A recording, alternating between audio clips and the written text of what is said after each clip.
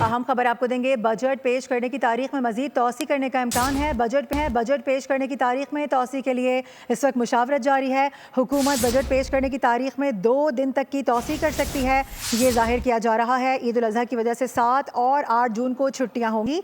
ईद के तीसरे दिन 9 जून को वर्किंग डे का ऐलान करना पड़ेगा, ये वाज़े किया जा रहा है। अपडेट कर दें आपको इस हवाले से। बजट पेश करने की तारीख में मजीद 2 रोज़ की तौसी हो सकती है। बात करेंगे, उमर हयात खान हमें ज्वाइन कर रहे हैं। उमर, बताइएगा इस हवाले से क्या सामने आ रहा है?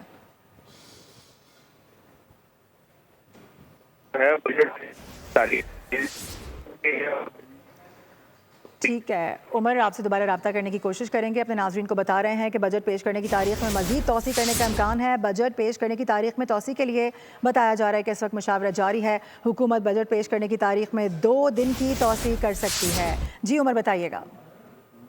बजट पेश करने की तारीख में तोसी के लिए इस वक्त वजारत खजाना और हुकूमत के दरमियान मुशावरत जारी है। ईद उल अजहा की वजह से 7 और 8 जून को छुट्टियां होंगी और ईद के तीसरे दिन 9 जून को वर्किंग डे का ऐलान करना पड़ेगा। और ईद के तीसरे दिन जो 9 जून है उसको NEC और इकनॉमिक सर्वे जारी करने का शेड्यूल है। और एक ही रोज NEC और इकनॉमिक सर्वे जारी करना मुमकिन नहीं होगा। ज़राए वज़ारत खजाना के मुताबिक जो NEC में चारों सूबों और गिलगित बल्तिस्तान के वज़राए आला शरीक होंगे। कौमी इक़्तिसादी कौंसिल के इजलास में आज़ाद कश्मीर के वज़ीर आज़म भी शरीक होंगे और कौमी इक़्तिसादी कौंसिल के इजलास में तरक्याती प्रोग्राम को हतमी शक्ल दी जाती है और कौमी इक़्तिसादी कौंसिल का इजलास दिन भर जारी रहता है। NEC के इजलास और बजट पेश करने में रवायती तौर पर 2 दिन का वक्फा रखा जाता है।